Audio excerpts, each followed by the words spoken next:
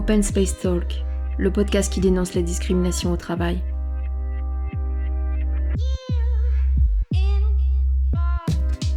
Pour ce deuxième épisode, j'ai rencontré Claude Emmanuel. Actuellement comédienne et modèle, elle évolue dans des domaines professionnels artistiques, mais aussi en parallèle dans le milieu de la vente et de la mode pour son job alimentaire.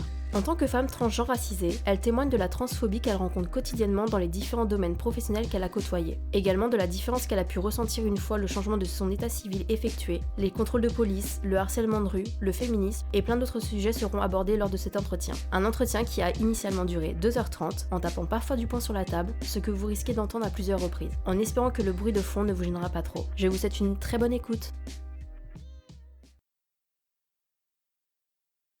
Alors il faut savoir, pour la petite anecdote, c'est qu'on a déjà fait le podcast par téléphone la première fois qu'on s'est appelé. On devait s'appeler de 5 minutes et finalement on a passé 1 heure, donc on avait fait complètement le podcast, ce qui était d'autant plus intéressant, donc on le refait encore aujourd'hui, avec plaisir. On avait parlé du coup de la situation, donc comme tu l'expliques, il y a 2 situations te concernant, donc ton vrai emploi qui regroupe à peu près ce que tu as dit, beaucoup de milieux créatifs, et les jobs alimentaires, qui sont le plus problématiques. Alors oui, ils sont problématiques pour ma sûreté, pour ma sécurité, pour ma stabilité. Parce que c'est quand même eux qui me fournissent l'argent pour pouvoir payer mon appartement, payer la nourriture, payer les transports en commun, se faire plaisir aussi. Mais du coup, il y a toujours un peu une espèce d'épée de Damoclès qui traîne au-dessus de notre tête par rapport à la composition de nos êtres, quoi, tout simplement. Hein. Ouais. Lors de la prise de poste dans ces emplois, surtout quand on est une personne qui est différente. Que ce soit par rapport à un handicap, par exemple, que ce soit par rapport à la couleur de peau, que ce soit par rapport à l'identité de genre. Forcément, je suis une meuf trans, donc on va en revenir. Que ce soit par rapport à son expression de genre aussi, qui est liée donc du coup à l'identité de genre, parce qu'on se présente dans la société comme on le désire et pas comme la société nous attend. Donc c'est un peu compliqué parce que ce milieu de la vente, c'est un peu le reflet obscur de ce qui se passe dans le quotidien d'une personne trans en quelque sorte. D'accord, oui, le reflet un peu de notre société. Et tu peux dire actuellement que ce qui se passe dans ton quotidien, les discriminations que tu peux subir dans ton quotidien, sont les mêmes qu'au travail ? Non, je vais dire qu'au travail, elles sont cristallisées. Elles sont vraiment amplifiées. Parce que du coup, l'espace de travail avec une équipe, c'est comme un écosystème, on va dire, pour donner un peu une image comme ça. C'est un écosystème où tu as une hiérarchie qui est mise en place. C'est un petit milieu dictatoire où si tu files pas droit, on va tout de suite te mettre en injonction dans ce que tu fais en fait en permanence. Donc c'est un peu du faillotage, du petit papier, bien entendu. Enfin, c'est pas très sain dans tous les cas. Effectivement, tu m'avais donc expliqué que tu es dans le milieu de la vente essentiellement, dans les grands magasins. Oui, mais ma première expérience à la vente, c'était pour le groupe H&M, donc je passerai les grandes lignes de détail, mais bon, ça s'est pas hyper bien passé. J'ai été engagée dans un contexte un peu ric-rac, donc pour Another Stories. J'ai été engagée le mois où ils ont sorti une campagne où c'était des personnes trans qui avaient fait une collection capsule de vêtements genre non-gender conforming. C'était, je sais pas, en 2016, il me semble. Et donc du coup, j'avais tenté ma chance parce que je savais qu'il y avait cette collection qui est sortie. Et bizarrement, ça a été assez facile d'être employée en fait dans cette entreprise, même en n'ayant pas commencé ma transition et en ayant déjà une apparence qui était, moi je définissais pas de non-binaire à l'époque, je disais plutôt voilà androgyne, voilà, je faisais 170 kilos, j'étais très imposante, j'avais quand même un physique, une expression de genre très féminine, même si j'avais de la barbe parfois, bon, très très maquillée et tout, donc ça pouvait être problématique pour l'entreprise qui finalement a pris ce parti de m'employer pour, je pense, de mauvaises raisons, mais bon, pour moi ça en était des bonnes puisque ça me remplissait mon fond de caisse tous les mois, quoi. Et puis de fil en aiguille, là, ma transition a un peu démarré. J'avais pas encore fait mes demandes de changement de prénom parce qu'à l'époque, il n'y avait pas la loi qui était passée encore. D'accord. Donc j'avais demandé à changer de magasin, pouvoir être introduit ailleurs comme Claude Emmanuel et plus par rapport à mon dead name. Ça, c'était sur Paris. Ça, c'était déjà sur Paris. C'est l'année où vraiment je me suis installée sur Paris et où il fallait un job pour pouvoir me nourrir et faire tout ce qu'il y a à faire. Et donc, suite à ça, j'ai été débauchée par les Galeries Lafayette au moment où Lafayette ont refait un remaniement où ils engageaient des personnes uniquement pour des contrats week-end. Donc, le grand truc, c'était ouais, vous travaillez 25 heures, mais vous êtes payé comme si vous travailliez 35 heures. Parce qu'il y avait le fameux dimanche, machin et tout. C'était vachement intéressant parce que finalement, ouais, du vendredi jusqu'au dimanche, tu bossais des longues journées, mais ça voulait dire qu'à côté, pendant 4 jours, je pouvais faire ce que j'avais envie. Je pouvais bosser sur ma partie artistique, tout en ayant l'argent qu'il me fallait à ce moment-là et tout. Donc quand j'ai pris ce poste, j'étais donc du coup à la réception et à l'aide en fait des personal shoppers, donc c'est le plus haut service de privilège aux Galeries Lafayette pour pouvoir servir une clientèle privilégiée.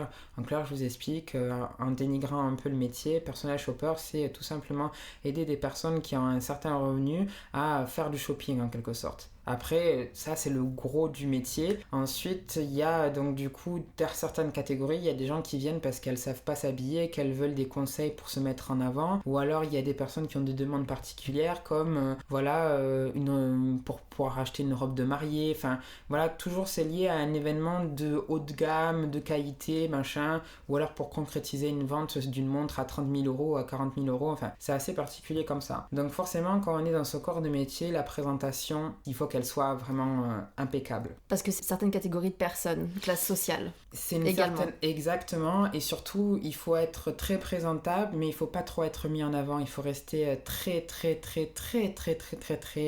lisse et discrète, parce que du coup sinon ça dérange. Voilà, et quand ça dérange, il faut pousser vers la sortie. Alors quand tu dis ça dérange la clientèle, ça dérange le personnel du magasin, ou les deux? Moi je dirais pire, ça dérange l'image de l'enseigne en elle-même. D'accord. Voilà, parce que du coup, moi je pense, c'est encore une fois, tout ce que je vais dire, ça sera forcément personnel, mais je pense que le grand magasin à Paris, c'est pas quelque chose qui rapporte énormément d'argent comme on veut bien nous le faire croire. Et précisément, il y a 3 pôles, on va dire, de grands magasins à Paris.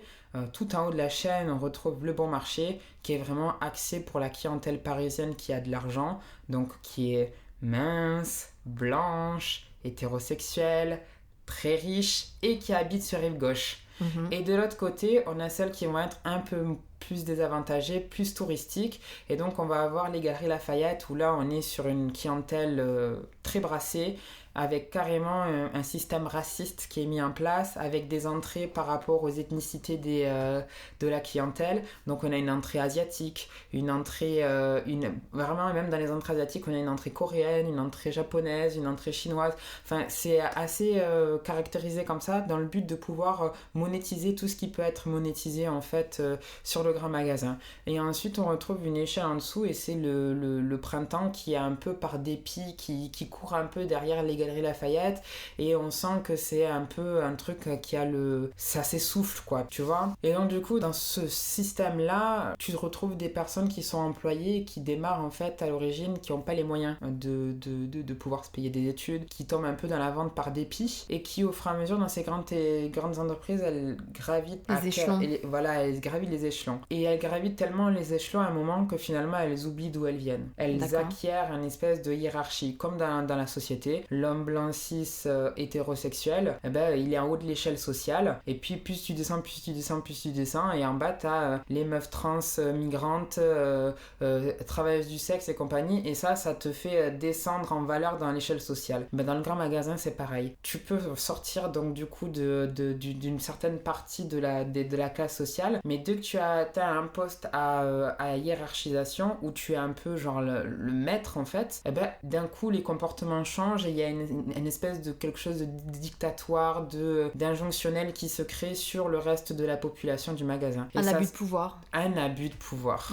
On en est là, on est sur de l'abus de pouvoir, et malheureusement on peut pas s'en préserver ou se défendre.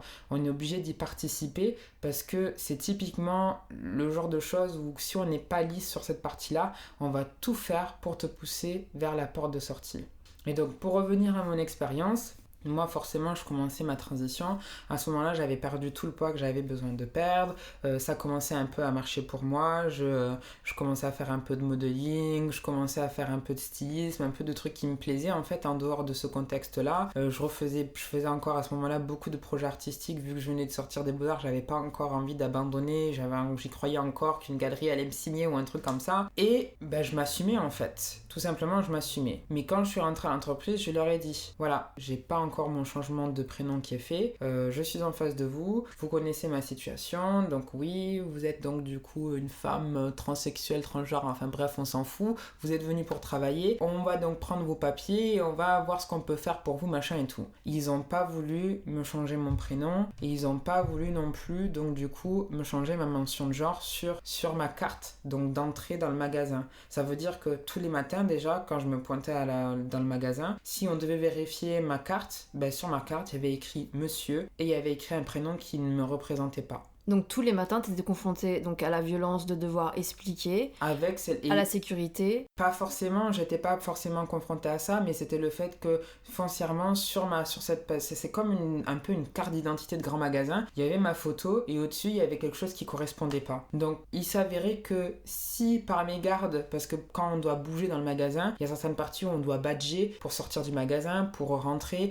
ou alors pour pouvoir avoir accès à certaines parties du magasin, comme par exemple le bunker, le salon VIP pour les clients VIP, on est obligé de passer cette carte-là et donc les clients peuvent l'avoir, enfin ça nous met pas en sécurité. Oui, c'est quelque chose que tu as sur toi constamment toute la journée, donc qui est visible. C'est ça. Dans tous les cas, ça reste visible et ça devient contraignant parce que c'est une petite pression en plus qu'il faut cacher tout simplement. Donc sur ça, j'ai passé l'éponge. Je me suis dit, bon, écoute, c'est qu'une carte, tu la retournes, il y a plein de manières de pouvoir, voilà. Mais là où ça a commencé à devenir embêtant, c'est que plus la période d'essai arrivait proche de la fin, plus j'avais des commentaires qui arrivaient, jusqu'à un moment où pendant les rendez-vous de management, on finissait par m'appeler monsieur à certaines fois, à certains moments, enfin de façon un peu systématique pour créer une espèce d'atmosphère de moquerie, je sais pas, mais en tout cas c'était pas sain. Pour reprendre un peu le contexte, c'est qu'ils étaient au courant donc de ta transition. Ils ont dit ok, il n'y a pas de problème, on va dealer avec ça, nous ça nous dérange pas. Malgré ça, il n'y a eu aucun effort de fait, que ça soit sur les papiers, T'avais un badge également à ton nom? Alors heureusement, sur le badge, il y avait juste la notion de personnel shopping et le badge, le Galerie Lafayette. Donc pas de prénom? Pas de prénom ou quoi que ce soit. Heureusement. D'accord. Donc ça, ils ont fait donc l'impasse par rapport à ça, parce qu'il faut bien dire que c'est pas une obligation de leur part de le faire, mais ça prouve vraiment l'intégration des personnes transgenres dans la société. Ils peuvent totalement le faire, ils peuvent même changer le nom sur les fiches de paie, ils peuvent laisser le nom de naissance et ajouter le nom dit. Oui. C'est tout à fait possible. C'est tout à fait possible. Le seul inconvénient qu'il y a encore actuellement dans la société, c'est que oui, on peut demander à ce que la notion de genre ou le prénom soit changé sur les papiers officiels ou quoi que ce soit. En revanche, on peut très bien te demander en retour de fournir des justificatifs comme quoi ils ont été bien changés. Donc si tu n'as pas officialisé ta demande de changement de prénom ou si ton CEC n'a pas encore été validé, on peut te refuser de te changer les papiers parce que ils vont te trouver des comment on appelle ça, des prétextes. Des prétextes, voilà, pour justement ne pas le faire. Ah, mais du coup pour la sécurité sociale ça va poser problème. Ah, mais du coup si on doit compter les employés, il y a un incendie, on sera pas que c'est toi. Ah, du coup, voilà, que des petits trucs comme ça qui finalement, ça peut se faire en fait. Tu barres, tu changes, enfin, concrètement, ça dérange qui? Tu peux juste ajouter une notion, parce que je sais que ça se fait énormément. Alors, moi j'ai été en Australie, je sais que ça se fait automatiquement dans tous les papiers que tu remplis. C'est-à-dire que t'as ton nom, prénom qui apparaissent sur ton état civil, et ensuite il y a préférence nom. Ça se fait énormément, notamment pour les diminutifs qui sont ajoutés, et du coup, les personnes sont appelées par ce prénom. Et c'est également sur tes papiers. En France, c'est absolument pas le cas. Mais s'ils veulent vraiment faire une intégration saine, c'est tout à fait possible. Ça ne change rien au niveau administratif. C'est quelque chose qui se fait en plus en interne dans l'entreprise. Ça ne devrait même pas sortir. Exactement. Sur le badge, typiquement, c'est quelque chose qu'ils auraient pu faire. Et le pire dans ça, c'est que du coup, tu restes enregistré dans la base de données. Donc, c'est-à-dire que quand j'ai passé mon entretien pour les Galeries Lafayette Champs-Élysées, passé, on m'a demandé si je connaissais Deadname qui portait le même nom que moi. Et puis même quand j'avais pris mon nouveau poste au Printemps en Nation, pareil, on m'a demandé si Deadname avec le même prénom que moi, je connaissais cette personne. Et puis finalement, je le voyais, il y avait sûrement une photo, machin, elle voyait bien que c'était moi. Moi, j'ai quand même dit que c'était pas moi. Bien sûr, ouais. Mais je pense que dans tous les cas, c'est encore une fois un truc qui est pas sécuritaire. Voilà, la personne ne travaille plus dans l'entreprise et face là des bases de données, quoi. Enfin, et donc, comment s'est terminée cette histoire avec les Galeries Lafayette? C'est que finalement, on m'a poussé vers la sortie. Avant la fin de la période d'essai. Avant la fin de la période d'essai. Et on m'a poussé vers la sortie avec des prétextes que moi, j'étais pas au courant. Je savais pas que j'avais le droit de poser des choses au prud'homme, machin. J'étais très mal entourée. J'étais pas accompagnée par des associations parce que j'en avais peur. Enfin, voilà, toute l'atmosphère faisait que dans tous les cas, j'étais perdante. Donc comment ça s'est passé? Ils m'ont dit voilà, on te glisse un chèque en plus et il n'y a pas d'émule.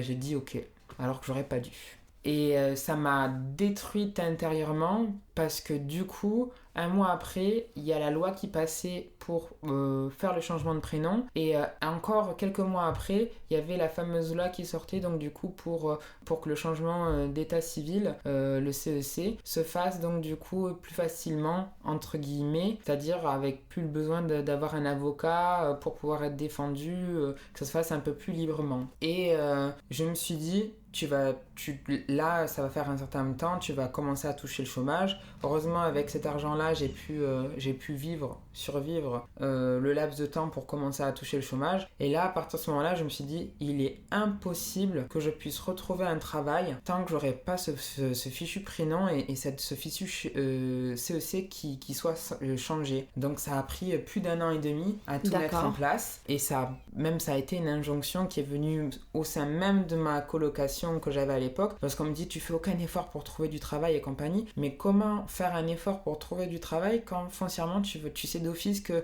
à cause de ça tu vas avoir tu vas être oppressé sur ton lieu de travail. Donc du coup c'était oui mais t'as besoin d'argent, oui mais j'ai besoin d'argent pour faut que j'aille bien sur le lieu où que je me sente bien. C'est hyper important, c'est un endroit où tu passes une majorité de ton temps, surtout c'est en important 35 que ce soit heures, safe. il faut que ça soit safe. Et ça ils arrivaient pas à comprendre quoi. Et j'ai pu retrouver un travail stable, donc en bossant chez Doc Martens, que 2 semaines après avoir eu tous mes papiers changés en fait. D'accord. J'ai changé mes papiers, je me suis tout de suite mise à trouver du travail, j'ai été engagée tout de suite chez Doc Martens. On m'a pas posé de questions sur ma transidentité parce que quand je suis arrivée, j'ai donné mes papiers ils étaient tous en règle et d'un coup c'était ah bon, il y a rien à signaler en fait. D'un coup, ça devenait quelque chose qui entrait donc du coup dans une espèce de normativité.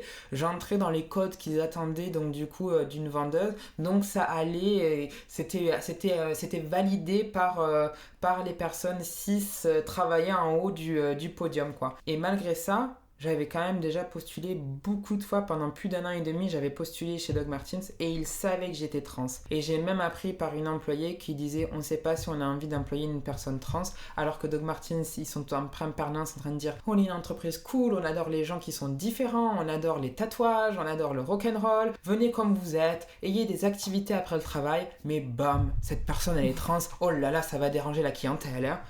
On sait jamais hein. Et voilà, donc du coup il n'y a qu'une fois que j'ai eu tout ça qui était accompli que j'ai pu commencer à bosser là-bas. Et puis de toute façon ça s'est très bien passé parce que j'y vais pour travailler, j'y vais pas pour me rouler les pouces ou machin, j'ai un travail à faire, je le fais, une fois que c'est fini, je rentre chez moi et puis voilà. Et puis finalement, la tranche horaire, tout ça, même si je m'y sentais plutôt bien, j'adorais mon équipe et tout, je me suis dit, ouais, il faut que tu retournes sur quelque chose qui soit plus qualitatif et qui te rapporte plus d'argent. Et là, au début de l'année 2019, plusieurs annonces sont sorties pour faire du personnel shopping, genre un grand remaniement dans l'entreprise Printemps, grand remaniement pour retrouver du personnel shopping dans différents printemps en banlieue parisienne et dans Paris. Donc en gros, sur l'annonce, cherche personnel shopper, nanana, poste en 35 heures, bien payé, machin. Je vais passer les entretiens, il y en avait quand même 4. Je les réussis tous, je suis engagée. Mais déjà là, on m'annonce que je vais pas pouvoir commencer à travailler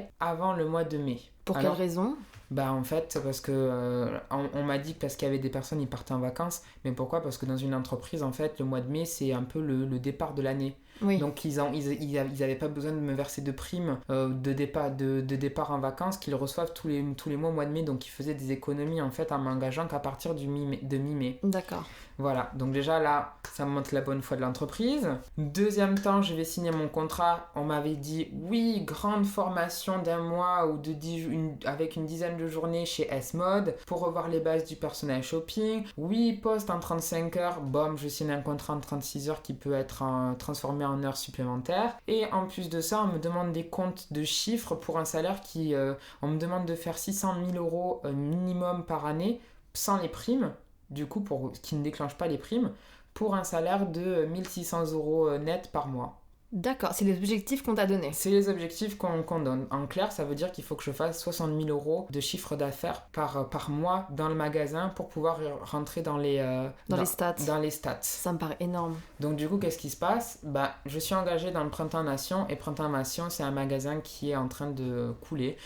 Tous les petits essais se font dans ce grand magasin-là, et la clientèle est âgée, blanche, ou désolé de dire ça, c'est une clientèle qui a de l'argent, et avec, si elle est pas blanche, elle est d'une autre ethnicité raciale avec beaucoup d'argent, et elle est très exigeante, et bizarrement, quasiment tous les employés de l'entreprise Printemps Nation, elles sont racisées. D'accord. Voilà, et on voit que ça pose problème à la clientèle qui du coup ne se reconnaît plus parce qu'elles avaient leurs petites habitudes avec leur ancienne petite vendeuse du coup partie à la retraite, et que les nouvelles vendeuses, elles sont racisées mais elles se laissent pas faire quoi. Donc ça pose un peu problème. Voilà, je pense que ça doit déranger un peu la clientèle qui fuit un peu l'espace du magasin. En dehors de ça, du coup, il y a une énorme pression hiérarchique sur le magasin parce que le magasin, on dit oui, le magasin va très bien, machin, nanana, mais entre les boutiques qui sont sur place, donc qui ont des chiffres à faire correspondant à la marque à laquelle elles correspondent, et le chiffre d'affaires qui est demandé par le printemps, il y a un fossé énorme. Le printemps, ah oui, tout va bien, mais du côté des entreprises, c'est mais putain, vous avez fait moins 30% de chiffre d'affaires, mais comment ça se fait, nanana, c'est pas bien, vous allez avoir un blâme, machin et compagnie. Donc du coup, une énorme pression sur le personnel constamment. Il y a tout le temps une énorme pression sur le personnel en permanence, et en plus du coup, une pression qui est fournie par les managers parce qu'ils sont eux-mêmes sous pression par les RH, qui sont eux-mêmes sous pression par le directeur du magasin, qui lui-même était un vendeur à l'origine. D'accord. Donc voilà, et forcément, c'est un homme blanc, grand, bien en forme, avec des yeux bleus, avec une façon de parler très paternaliste et diplomatique.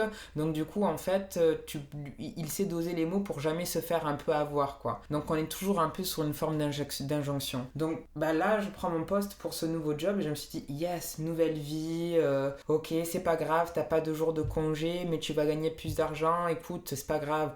Le magasin, il correspondait pas du tout à mes attentes. Mais outre ça, le premier jour où je suis arrivée au travail, je suis tombée nez à nez avec une fille avec qui j'étais au lycée à 1000 km de là.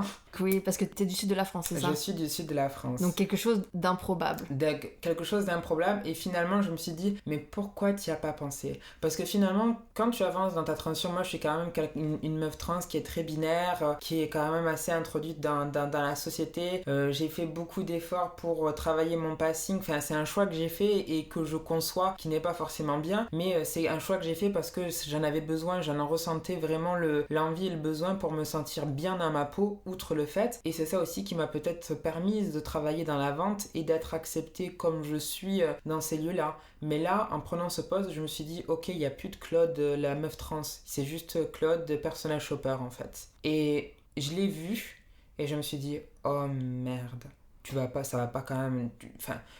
Ça fait 4 ans que tu transitionnes, tu te promènes dans la rue, tout se passe bien, ça fait plus de 3 ans que tu t'es plus fait agresser par rapport à ton passing, tu es introduite complètement en tant que femme dans la société, tu vas pas quand même subir de la transphobie sur ton nouveau lieu de travail. Et comment ça s'est passé du coup cette première rencontre avec cette personne ? Alors du coup la porte en fait il y a des portes dévoilées dans le grand magasin qui atterrissent sur des salons où on place les personnes pour pouvoir leur faire leurs essayages et compagnie. Et vraiment à 10 cm de cette porte là, il y a le petit stand, donc du coup où se pose cette personne en particulier pour son stand, donc du coup où elle était genre shop, donc dirigeante de corner. D'accord. Et je la vois et je fais Oh non. Vous êtes vus au même moment? Pas forcément, moi je l'ai vue avant d'arriver, mais dans tous les cas, j'étais obligée de passer devant elle. Donc je passe devant elle, elle me dit ah, bonjour et tout, et là elle s'arrête. Et je fais ah, il y a plein de gens autour de nous, si elle me cloque, c'est fini pour moi en fait. Et elle me fait mais j'ai l'impression de vous connaître de quelque part et tout, mais on se connaît pas, nanana. Et forcément, moi je me suis dit, bon là, il faut que tu te mettes en position de sauvegarde. Non, j'ai jamais habité à Perpignan, je viens de Marseille, enfin, tout a créé une histoire et finalement, déjà rien que de faire ça, c'est se rajouter une pression, c'est se rajouter de l'anxiété, c'est de ne plus se sentir bien en fait sur son lieu de travail dès le premier jour, dès la première heure, dès la première minute où tu te pointes sur le lieu. Et donc ça a duré 4 ou 5 jours comme ça, et au bout d'un moment j'ai fait ok, je sens qu'au bout d'un moment si elle finit par trouver le truc, elle finisse par le dire à l'ensemble de l'équipe du magasin, étant donné qu'il n'y a pas beaucoup de monde, que c'est pas beaucoup fréquenté, il y a beaucoup de ragotage. En 5 jours j'ai pu voir tous les problèmes qui constituaient le magasin, et donc on me disait mais non, il n'y a pas de problème, mais si, il y a des problèmes énormes comme dans tous les grands magasins, les employés même du Printemps Nation et compagnie. Et donc je la prends à partie et je dis bon voilà, réfléchis bien, qui t'es en face de toi? Ah, that name, comment tu vas? Nanana, il. Je la rattrape, je lui explique gentiment que je vais lui casser les pattes si elle en parle à qui que ce soit. La discussion reste courtoise et puis voilà. Et puis finalement, 2 jours après, tout le monde était au courant. Elle l'avait dit à tout le monde. En fait, elle a dû le dire à une personne. Et puis c'est le téléphone arabe, comme dans les grands magasins. Et puis voilà. Du coup, c'était des... ah bravo, c'est très réussi. Ouais, les fameux réflexions qui sont transphobes, voilà, totalement. C'est les fameuses réflexions qui partent d'une bonne intention, mais qui en fait n'en sont pas en fait. Et donc du coup, je me suis dit, est-ce qu'il va se produire le même truc qu'aux Galeries Lafayette, à savoir que je vais perdre ma clientèle parce qu'elle va apprendre que je suis une meuf trans? Comment ça va se passer en fait? Oui, parce que ça, tu l'as pas dit, mais c'est ce qui s'est passé aux Galeries Lafayette. Au fur et à mesure, on t'a enlevé des clients. En fait, ce qui s'est passé, c'est que j'avais commencé à me faire un carnet d'adresses. Et puis, je pense que mes collègues ont dû leur dire, oui, vous savez, elle est trans. Hein. Par jalousie de voir que tu avais beaucoup plus de clients qu'elle. C'est ça. Et étant donné que les Émirats arabes, la clientèle russe, c'est quand même une grosse partie de la clientèle des grands magasins, puisque ce sont un peu une forme de nouveaux riches qui débarquent, qui viennent faire... donc du coup leur shopping en France, parce que la France c'est la capitale de la mode, la France c'est la capitale de la nourriture, la France c'est la capitale culturelle, la France c'est la capitale de la beauté, enfin il y a plein de facteurs comme ça qui font que finalement je viens dénaturaliser en fait tout le fantasme qu'ils ont par exemple de la ville de Paris en fait. Voilà. Et puis au Printemps Nation, ça a tourné beaucoup autour de machin. Et puis j'ai commencé peu à peu à sentir une pression qui se recréait sur moi. Déjà, trop bizarre. J'avais rendez-vous toutes les 2 semaines avec le directeur du magasin, alors que je suis pas en poste juste en dessous du directeur du magasin. Je devrais avoir affaire à un manager. Ma première semaine où je bosse là-bas, je ne suis pas du tout accompagnée. Je suis laissée toute seule. Et on me réclame déjà du chiffre alors que je n'ai pas mes codes caisse. D'accord. Donc, quel joli accueil! Ouais, totalement. Quelle jolie ambiance de travail. Tu dois faire tes preuves et en plus on te donne même pas les cartes pour pouvoir jouer avec en fait. Donc tu reçois une pression personnelle sur les chiffres, t'es pas du tout accueilli dans l'entreprise et accompagné. Ça. Et en plus de ça, t'as la pression de cette jeune femme que t'as croisée qui vient du même endroit que toi et qui t'a reconnu et qui l'a dit à une ou plusieurs personnes, et d'un seul coup tous les regards sont braqués sur toi et on vient de faire des réflexions. Exactement. Donc d'un côté c'est Claude Emmanuel, elle bosse bien hein. Et puis en rendez-vous c'est Claude Emmanuel, peut-être qu'il faudrait cacher votre tatouage, peut-être qu'il faudrait cacher votre décolleté, peut-être qu'il faudrait porter des robes plus longues. Et je me dis mais c'est bizarre. Oui, parce que vous voyez, vous faites pas beaucoup de chiffres à l'homme. Bref, premier détail, c'est pas grave. De fil en aiguille, je commence à me sentir de plus en plus mal. Je ne fais pas les 35 heures que je m'attendais. Je commence à en faire 40 avec des horaires discontinus, à travailler 8 ou 9 heures par jour, alors que foncièrement, je ne peux pas rester dans une ambiance de travail plus de 7 heures parce que j'avais signé pour un 35 heures. Et en plus de ça, j'ai des jours de repos qui sont pas du tout alliés. Oui, il faut rappeler que c'est ton job alimentaire, donc ça te permet pas de faire ce qu'il faut faire à côté. Donc là, t'es complètement dédicacé au printemps. Voilà, je suis dispensée de tout ce que je fais à côté. Du coup, je commence à me sentir mal et je commence à vraiment... j'avais un traitement hormonal qui était pas très bien dosé. Et là, je le ressens vraiment. Je suis vraiment en dépression et je recommence à prendre du poids considérablement. À tel point que le jour où je me suis mise en arrêt de travail pour pouvoir éviter de retourner travailler là-bas, je pesais 81 kilos alors que l'année d'avant, je pesais 63 kilos. D'accord. Il y a eu un impact sur toi psychologiquement important. Et vraiment important. Et bon, pour tout dire que finalement, j'ai commencé à recevoir des mails avec des messieurs dedans. De la part du des responsables et du service. Machin. Après le truc, oh mais non, tu sais, c'est un email général, donc pourquoi alors mes collègues elles reçoivent madame et moi je reçois monsieur en fait. Oui, puis si c'est général, on dit monsieur, madame, généralement. Voilà, c'est ça. Et donc du coup j'ai compris que ça allait mal tourner. Puis après j'ai des collègues qui viennent me voir et qui viennent me dire oui, tu sais, avec ton contrat tu es censé avoir 2 jours de repos, donc vas-y, je te donne ce papier. Il y avait beaucoup de trucs en bise et en fait je sentais que j'étais en train de me faire concrètement arnaquer et que si je rentrais pas dans leur petit papier, je pense qu'ils allaient me pousser vers la sortie. T'étais encore en période d'essai à ce moment-là? Et j'étais toujours en période d'essai. Je sens que dans tous les cas, si j'avais tenu la pression, j'aurais validé ma période d'essai. Je pense que ça n'aurait pas été un problème parce qu'ils sont tellement à la dèche de personnel qu'ils allaient tout prendre en fait. D'accord. Voilà. Et donc le dernier jour de travail s'est manifesté par une photo de moi collée sur mon casier, mais une photo avant transition. Alors j'ai jamais été une personne qui a eu une expression de genre masculine importante, mais c'était quand même une photo de moi, de mon Facebook personnel, donc quelqu'un qui devait être ami avec moi, qui a dû communiquer avec une des personnes du printemps qui devait me connaître. Il y a quelqu'un qui est parti fouiller sur les réseaux sociaux. C'est ça. Ton Facebook qui est un réseau social qui est fermé, donc ouvert uniquement à tes amis que tu sélectionnes. C'est ça. Et quelqu'un donc qui a été chercher la photo, l'imprimer et le mettre sur ton casier. Et le mettre sur mon casier. À la vue de tous les employés. À la vue de tous les employés. Et là, en fait, je me suis dit, ok, tu vas pas chercher à comprendre. À ce moment-là, je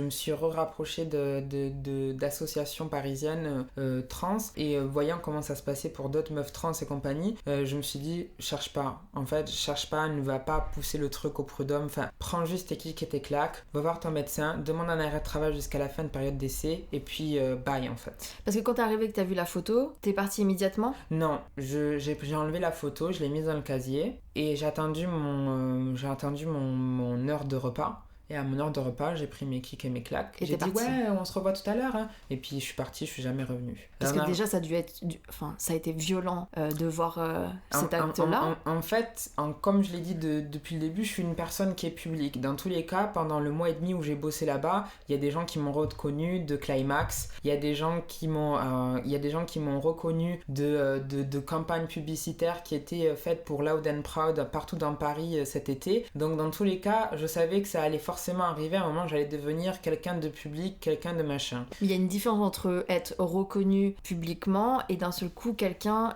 qui fait un acte violent, parce que ça c'est réellement quelque chose, j'assimile ça à quelque chose qui peut être c'est du harcèlement, voilà, déjà, clairement. C'est du harcèlement, mais je pense que ça fait partie d'une espèce de jalousie, de jalousie de se dire putain, c'est une meuf trans racisée, elle a mieux réussi que moi, c'est impardonnable, il faut que je change la cadence en fait. Il faut que je rétablisse l'ordre des choses, que l'échelle sociale se remette à sa place. Je peux pas me faire dépasser par quelque chose qui est moins bien que moi. Une citoyenne de seconde zone, un travelo, un homme habillé en robe. Je peux pas me faire dépasser par ça en fait. Donc cette violence-là, elle a été faite par une autre femme d'autres femmes. Moi, je pense que ça a été fait par un groupe en SWAT. Je vais pas dire que tout le monde y a participé parce qu'il y a des personnes que vraiment j'apprécie, que je parle toujours de mon mois et demi, qui me demandent de mes nouvelles, qui veulent me voir, machin et compagnie. Mais je sens savoir de qui foncièrement ça peut venir en fait. Et ces personnes-là avec qui tu t'entendais bien sur place, ça a été de véritables alliés par rapport à ce type de réaction? Oui, toujours ces personnes-là, quand même, elles m'ont défendu. D'accord. Toujours voilà. Mais elles m'ont toujours défendu de manière maladroite. Parce que subtilement quand t'étais pas là ou devant toi? Devant moi ou pas devant moi. Genre, je sais pas, j'arrive un matin, donc on était à un point où on commençait à se faire la bise le matin, et un ami qui m'attrape le bras et qui me fait « Ah, ça pique !» Et je la regarde, je fais « Sérieusement ?» Et elle fait « Oh, désolé !» Avec toutes les clientes en fait autour de moi. Mais c'est d'une violence sans nom en fait. Ouais, mais comme je l'ai dit, tu vois, ça c'est des... En fait, je pense que j'ai un tempérament qui est de vraiment accumuler, je peux accumuler vraiment beaucoup de choses. Et moi, ce qui me dérange dans ça, c'est pas que ça m'arrive à moi. Forcément que si, ça me dérange. Ça me dérange de me dire, bon voilà, tu arrives à un point où tu es perçu et tu as fait tout ce qu'il fallait faire de ce que la société attendait pour être perçue en tant que femme. Et malgré ça, tu reçois quand même une injonction sur ton lieu de travail vis-à-vis de ça. Mais surtout, ce que je me suis dit, c'est, et s'il y avait une fille qui avait moins de chance que moi, qui était tombée dans cette situation et qui était plus fragile, comment elle s'en serait sortie? Parce que finalement, ça me suit toujours. Là, on est 1 mois et demi après ce job-là, j'ai toujours pas accès à mes allocations chômage parce qu'ils m'ont donné mon solde de tout compte et mon papier pour Pôle emploi qu'il y a genre 3 semaines. Parce que du coup, t'as fait un abandon de poste, c'est bien ça? Alors du coup, j'ai fait un abandon de poste par l'arrêt de travail. J'ai un médecin généraliste qui est incroyable. C'est un cabinet, d'ailleurs, astuce pour celles qui cherchent, dans le cabinet Olivier Desnoyers à Alésia. Tout le corps médical généraliste qui travaille là-bas, ils sont pro personnes trans. D'ailleurs, quand on rentre, il y a un énorme drapeau trans accroché au-dessus du truc de secrétariat. Donc c'est super safe. Je me suis pointée là-bas, j'ai juste raconté l'histoire, on fait ok, on vous met en arrêt jusqu'à la fin de période d'essai. Voilà. Et puis quand la période d'essai, vous y allez pas un jour et normalement ils vous licencieront. Et c'est ce qui s'est passé. J'ai reçu une lettre 2-3 jours après que l'arrêt de travail s'est terminé pour me dire qu'ils arrêtaient mon contrat. Donc ça a pris 2-3 jours pour que tu reçoives la lettre de licenciement. C'est ça. Et ça fait combien de temps entre la date du licenciement et le solde de tout compte que tu as reçu? 3 semaines. D'accord, ça me paraît énorme. Bah, c'est la fin du mois. Ils ont attendu la fin du mois pour faire les paies. Ils ont attendu la fin du mois de faire des paies pour pouvoir régler mon problème en fait. D'accord. Donc là actuellement tu t'as aucune ressource qui tombe, que ce soit chômage ou CPAM ou autre chose, tu n'as rien. J'ai de l'argent qui doit m'appartenir, qui est quelque part dans l'écosystème. Comme je suis une personne débrouillarde, j'arrive à m'en sortir. Voilà, tu crées des mécanismes de défense et de safety qui t'appartiennent. J'avais un peu d'argent de côté, cet argent il devait me servir pour mes prochaines interventions chirurgicales, là elles me servent pour vivre, donc je vais devoir recommencer à zéro de ce point-là.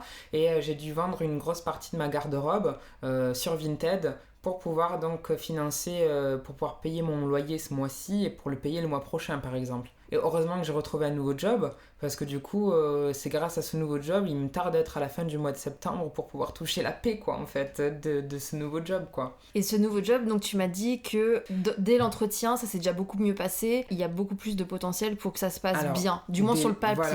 Voilà.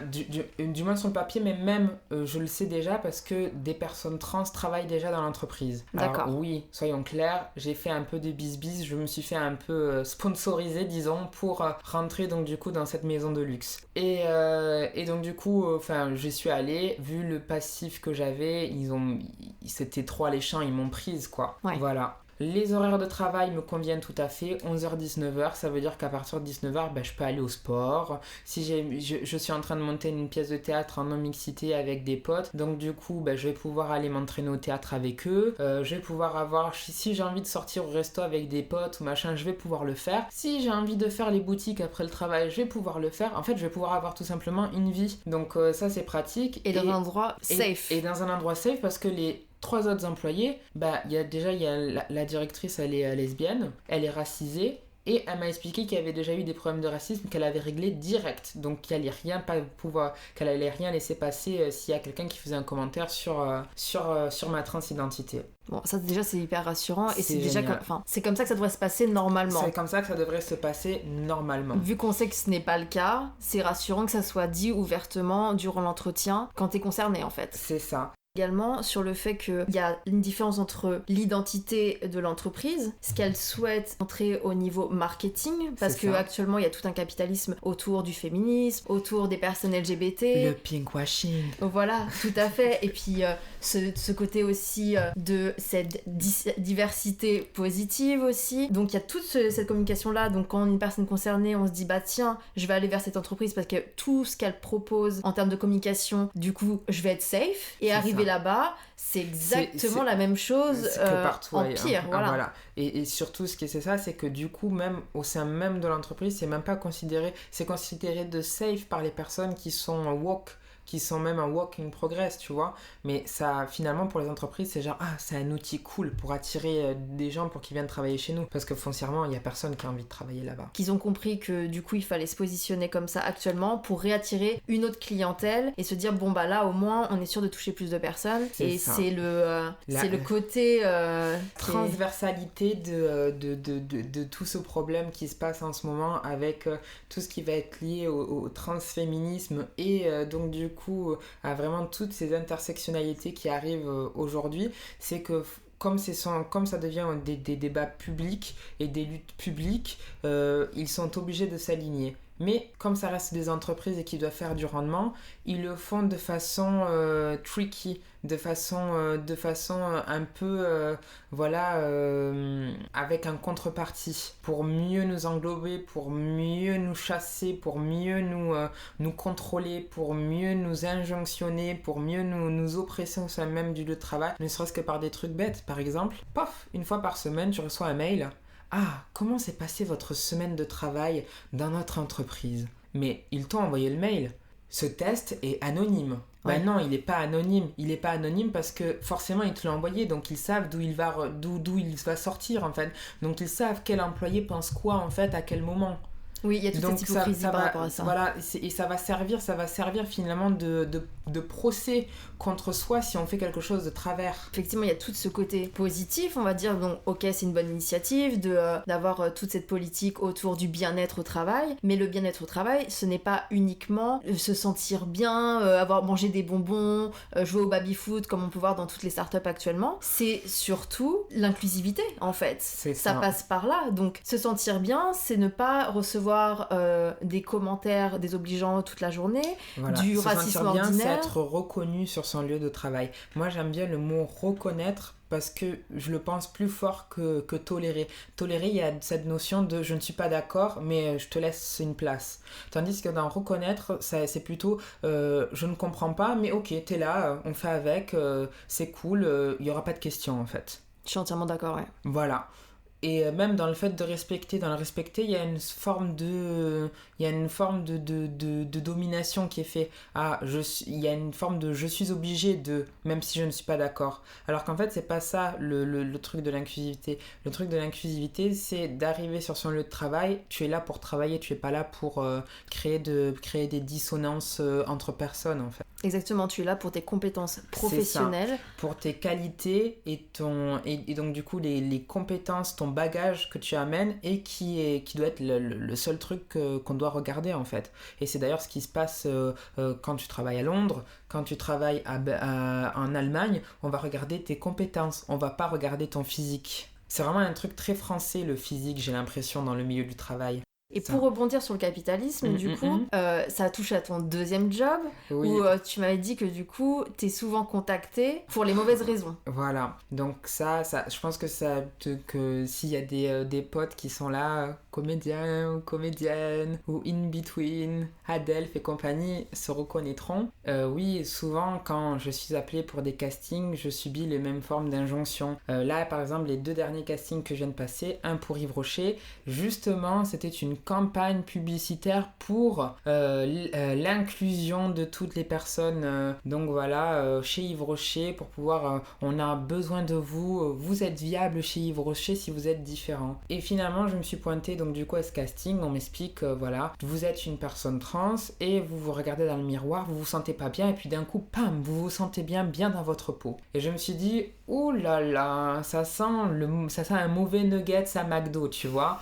Et donc j'ai passé le casting et le mec il était en mode genre waouh, incroyable, vous avez des compétences, je m'y attendais pas pour une personne trans. Et donc je lui explique que quand même, j'ai fait des choses qui ont été récompensées de prix au festival de Cannes et compagnie, et le gars il tombe un peu de nu et compagnie. Puis quelques jours après, je reçois des messages d'autres meufs trans qui ont passé le casting et elles me disent oui, ils prennent ta vidéo de casting comme exemple pour nous montrer qu'est-ce qu'il faut faire. Là j'ai compris que c'est pas moi qui allais être prise. J'ai compris que j'allais pas être prise. Pourquoi ? Parce que j'étais sûrement pas assez visible en tant que meuf trans. Du coup, qu'est-ce qui s'est passé ? Ils ont choisi un mec cis déguisé en femme pour pouvoir faire le rôle.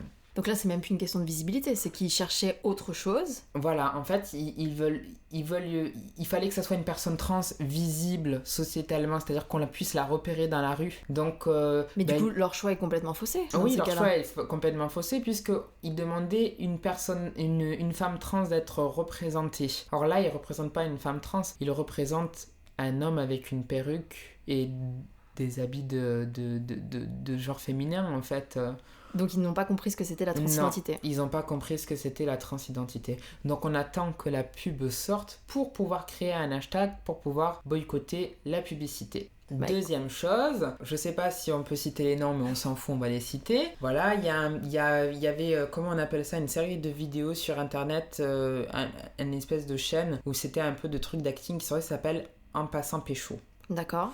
C'était ultra problématique, ultra sexiste, je sais plus comment ça s'appelle. Bref, c'était le même principe, ils se rejoignaient dans un appartement pour taper de la drogue, pour se taper des meufs, pour les traiter de putes, de dire que voilà. Bref, c'était très problématique à chaque fois qu'un épisode sortait et tout le monde rigolait, haha, qu'est-ce que c'est drôle, haha. Bref. Et donc en fait, deux de ces personnes-là montent leur propre court-métrage. Ils ont eu un financement par une entreprise qui s'appelle Iconoclast. Coucou. Et donc du coup, on m'a appelé explicitement. On m'a dit, oui, Claude Emmanuel, on a un rôle taillé pour toi, on peut s'arranger sur le contrat, il peut y avoir des financements, nanana, il faut vraiment que tu viennes jouer, nanana. Alors je me dis, bah génial, quel est le rôle? Oui, alors je t'explique. Donc tu vois, tu as le rôle de la femme du rôle principal qui a un mec de cité, c'est un loser, nanana. Et puis t'as son pote, il est loser aussi, mais il fait un peu de harcèlement aux filles. Mais en fait, voilà, il dit qu'il est pécho, machin et tout. Déjà, je dis, qu'est-ce que c'est que ce truc? Et puis en fait, je t'explique. Et donc à un moment, il se retrouve au Bois de Boulogne, il se retrouve avec 4 putes. Et toi, tu jouerais le rôle d'une des putes. Et je lui dis, mais pourquoi vous avez besoin d'une meuf trans pour jouer une prostituée en fait? Bah, parce qu'au Bois de Boulogne, il y a des putes trans. Et donc, du coup, il faut que ce soit une meuf trans qui incarne. Pourquoi je pourrais pas avoir le rôle de la femme, ou de l'épouse, ou de la mère, ou de l'avocate, de la super-héroïne? Pourquoi c'est pas moi, en fait? Oui, mais c'est pas... Ah oui, t'as raison, enfin, c'est peut-être un peu problématique et tout. Mais c'est même pas problématique, c'est juste pourquoi il faut que la personne soit trans pour pouvoir jouer ce rôle-là. Parce que ça continue à stigmatiser les personnes trans, en fait. De les associer à de la prostitution, à du travail du sexe, et qu'on puisse pas sortir, en fait, de cette image-là. Et le plus rigolo dans cette histoire, c'est qu'elle m'a rappelé il y a moins d'une semaine pour me dire que le rôle avait évolué. Mais elle reste prostituée du Bois de Boulogne. Parce que tu disais que ce qui est problématique d'autant plus, c'est que malheureusement, sans jugement aucun, il y a certainement une autre femme trans qui va être contactée et qui, par des soucis financiers, va certainement accepter. Et je suis même pas sûre que ce soit rémunéré du coup pour elle. Moi, c'est ça qui me pose problème, c'est que forcément, il y en aura une de nous qui prendra le job, quoi. Et qui les prendra parce que elle peut pas faire autrement, elle a besoin de ce travail-là, que ce soit pour de l'argent ou pour pouvoir lui faire un bagage pour d'autres castings. Donc voilà, c'est ça qui est problématique. Et encore une fois, quand ça sortira, et si c'est une meuf trans qui joue ce rôle-là, eh ben on sera là pour boycotter. Et c'est comme ça que ça marche. Et tu me disais aussi qu'il y a eu vraiment un avant et après, une fois que tu as eu tes papiers. C'est ça en fait qui m'a surpris cet été en vivant cette transphobie au travail, c'est que je m'étais reposée sur mes lauriers. Le cerveau, c'est une machine délicate et bien rouée, et c'est-à-dire qu'à chaque fois que je vais avoir une intervention, à chaque fois que je subis une douleur extrême, mon cerveau il va tout faire pour me faire oublier cette partie-là. Et finalement, depuis que j'ai eu mes papiers, je m'en étais pas rendu compte jusqu'à ce moment-là, mais en fait, j'ai une vie de reine, quoi. J'ai une vie de reine. Je me suis fait contrôler par la police easy. Pour passer les entretiens, pour donner les papiers, avec la sécurité sociale easy. Je vais passer des prises de sang, je donne ma carte vitale. C'est quand vos dernières règles? Enfin, c'est des trucs qui font que finalement, ouais, tu rentres dans... t'invisibilises, tu sens que tu te reposes sur cette sécurité. Et là, bam! Ça revient au moment où tu n'y attends plus, quoi. Ça revient sur le moment où tu n'y attends plus et tu prends conscience de plein de choses d'un coup, quoi. Tu parlais des contrôles de police. C'est quelque chose qui t'est arrivé régulièrement? Oui. J'ai un style vestimentaire qui est particulier. J'ai toujours aimé les vêtements. Mais alors, depuis que j'ai commencé ma transition, j'expérimente le vêtement de toutes les manières que je peux, en fait. J'adore le vêtement, même s'il y a un gros problème d'éthique et de production lié au vêtement. Le vêtement, c'est quelque chose qui permet de m'exprimer en tant que moi-même et de le sortir, qui fait ressortir ma personnalité, qui fait sortir aussi mon identité et compagnie. Donc, il m'arrive souvent, très souvent, de porter des robes et il s'avère qu'elles sont souvent courtes. Qu'est-ce qui se passe? Souvent, quand j'avais pas mes papiers, dans le métro, bam, contrôle de police. Contrôle de police, pourquoi? Parce que c'est soit des mecs machos et que en fait ils ont envie de dragouiller un peu, ou alors c'est parce que la tenue vestimentaire est trop bizarre, délit de faciès sans de contrôle. Et dans tous les cas, c'est le même rapport qui se passait. Mais dans ce cas, il faut vous appeler madame ou monsieur. Mais en fait, vous avez quoi en face de vous? Je sais pas, madame. Non, en fait, c'est pas je sais pas, c'est madame en fait. Je pense que mon expression de genre correspond à ce que je représente, donc c'est madame. Mais il y a écrit monsieur là, donc du coup, comment on fait? Je sais, ça va changer dans pas longtemps. Vous laissez-moi passer. Et après, il te rend les papiers. Oh, t'as vu, c'est un mec. Oh. Devant toi. Genre en Samsung sous messe basse quoi, pour se foutre de la gueule de celui qui pensait que j'étais la meuf qu'il allait pouvoir avoir le numéro peut-être, bref voilà. Et du coup maintenant que la carte d'identité elle est genre valide entre guillemets, d'un coup c'est plus easy, plus facile, et du coup ça déclenche le côté dragouille lourde du mec de base et tout. Ouais, du coup vous faites un truc ce soir et tout? Oui, je fais quelque chose et je suis fiancée, donc vous allez me laisser tranquille. Par la police. Ce qui est censé représenter l'ordre et la justice. Je mets bien des guillemets qui ne sont pas visibles. Il faut le dire aussi, ça m'a pas toujours porté chance d'avoir ce cis-passing, parce que il m'est arrivé les trucs de base de meuf cis. J'ai failli me faire violer, par un Uber driver, par un Uber Eats, je me suis fait tripoter dans le métro, avec une autre meuf cis à côté de moi. Des mecs se sont branlés sur moi, en gros, enfin des trucs très violents. Et finalement, je me suis dit, putain, tu peux pas te laisser faire vis-à-vis de ça, il faut que tu réagisses.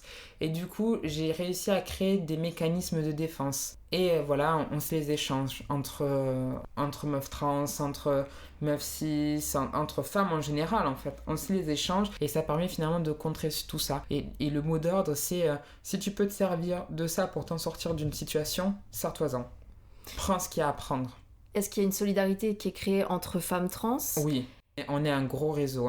Et avec les femmes cis? Avec les femmes cis, c'est un peu plus délicat. Un peu plus délicat parce qu'en ce moment, justement, on parle de cette montée du féminisme, mais c'est une montée du féminisme qui reste quand même très blanche, bourgeoise, qui est quand même très privilégiée, qui bizarrement ghost un peu les femmes qui sont racisées. Et alors attention, quand il est question de femmes trans, là c'est problématique. Elles n'ont pas de vulve, donc du coup, c'est pas des femmes. Donc leurs termes, elles, on les appelle les TERF. Et elles sont de plus en plus présentes sur les réseaux sociaux. Dora Muto, It's Not a Bretzel, toutes ces meufs-là, ce sont des meufs problématiques parce qu'elles font exprès de nous ghoster, parce qu'elles pensent que le débat, il ne tourne pas autour de nous. Alors que si tu es transféministe, les intersectionnalités, on fait partie des intersectionnalités, ne nous oublie pas en fait. Parce qu'on est encore plus désavantagés que toi. Et si tu parles au nom de femmes, parle au nom de toutes les femmes. Si tu avais un dernier mot à ajouter à notre entretien, qu'est-ce que ça serait ? Alors, pour une personne cisgenre, je dirais que quand il se met face à un miroir et qu'il se voit en tant qu'être humain, il faudrait qu'il puisse voir dans chaque individu qu'il croise dans sa vie le même être humain, lui donner la même valeur à ce qu'il a, à son reflet, à l'importance qu'il s'accorde dans le miroir. Rien de plus, rien de moins. Et pour une personne trans, dans une société où on ne veut pas d'elle et où il n'y a pas de place pour elle, il faut qu'elle soit inexcusable. Et il faut qu'elle prenne de la place, qu'elle soit inadmissible, qu'elle soit injonctrice. Il faut qu'elle se soulève, qu'elle prenne de la place. Voilà, donc ça veut dire qu'il faut qu'elle se batte. Merci beaucoup Claude Emmanuel. Mais c'est moi. Du 16 au 30 octobre, la page Instagram Open Space Talk sera dédiée aux personnes transgenres. Témoignages, vidéos, actualités, lectures, partage de comptes concernés et plein d'autres choses. Si tu es concerné, n'hésite pas à venir en DM témoigner de ton expérience liée au travail. À bientôt pour un nouvel épisode.